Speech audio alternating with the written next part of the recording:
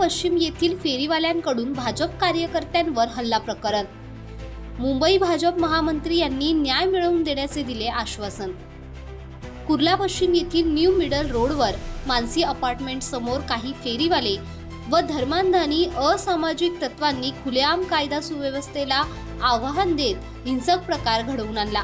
या निंदनीय हल्ल्यात युवा सामाजिक कार्यकर्ते आसिम सिंगजी, आकाश सिंग, भाजप पदाधिकारी आदित्य पानसे तसेच त्यांच्या सहकाऱ्यांवर निर्दयीपणे हल्ला करण्यात आला, ज्यामुळे ते गंभीर जखमी झाले।